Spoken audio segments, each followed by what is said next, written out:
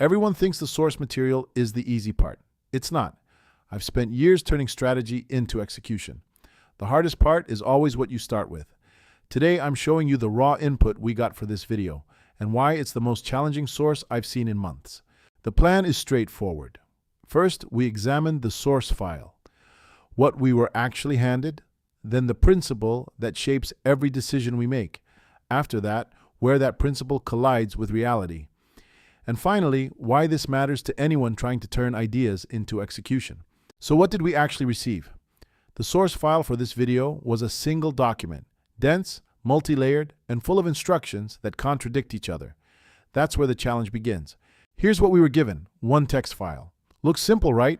But when you open it, you realize it's designed to contradict itself. That's not a bug. That's the test.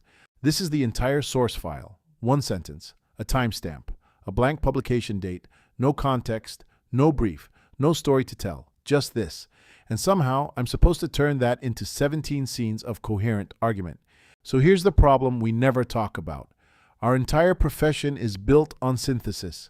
Find the signal, cut the noise, deliver the insight. But what do you synthesize when the input is silence? What's the executive summary of nothing? This sets up the most important rule in my work. Every piece of content is a promise. Not just this video, every strategy doc, every brief, every plan. The empty file isn't the problem. Breaking the promise is. So here's the rule I live by. Source integrity. It's simple. We don't invent facts. We don't add opinions that weren't there. We don't speculate beyond what we were given. Think of it as a mirror. Nothing more, nothing less. So what happens when the principle collides with the source? When you commit to reflecting only what's there and there's nothing there to reflect? That's not a creative challenge. That's a logical impossibility. On a normal day, the process is clean. You pull the facts from the source. You find the through line. You structure the argument. You design the visuals to make it land. It's a production line. Input becomes output. But that assumes you were handed something real to begin with. But here's exactly where the process collapses. With real source material, you can analyze, structure, deliver. With this, the whole machine stops at step one. You can't synthesize facts that don't exist. You can't find the story in an empty file. We can't force a story onto it. A problem-solution framework? There's no problem stated. A chronological timeline? There are no events. Every tool in our toolkit requires raw material to work with. Today, we've got none. Here's the analogy that makes it obvious. Source material is the bricks.